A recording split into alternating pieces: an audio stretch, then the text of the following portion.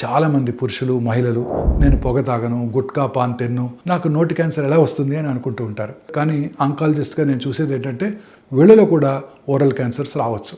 కారణాలు ఏంటో ఇవాళ తెలుసుకుందాం. పొగ తాగటం, గుట్కా తినటం నోటి క్యాన్సర్కి పెద్ద కారణం. కానీ ఇవేమీ వాడని మహిళలు పురుషుల్లో కూడా కొన్ని కొత్త కారణాలు కనిపిస్తున్నాయి. నోట్లో ఉండే మెత్తటి కణజాలం పదే రాపిడి గురవటం ప్రధాన కారణం. పొడవుగా ఉన్న పళ్ళు, పగిలిపోయిన పళ్ళు, గరుకుగా ఉన్న పళ్ళు కవర్లు, సరిగా అమర్చబడిన డెంచర్సు, ఇవి ఒకే చోట రోజు నాలుకను కానీ దవడ లోపలి భాగాన్ని కానీ గీస్తూ ఉంటాయి.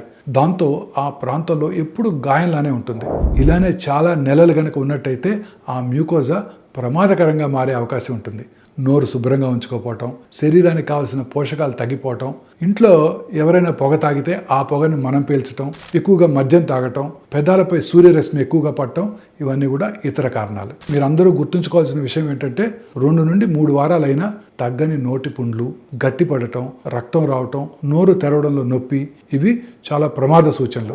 మీరు పొగ తాగకపోయినా, గుట్కా తినకపోయినా తగ్గని నోటి పుండుని మాత్రం అస్సలు పట్టించుకోకుండా ఉండొద్దు. తక్షణం డాక్టర్కి చూపించండి. ముందే జాగ్రత్త పడితే ప్రాణం కాపాడుకోవచ్చు.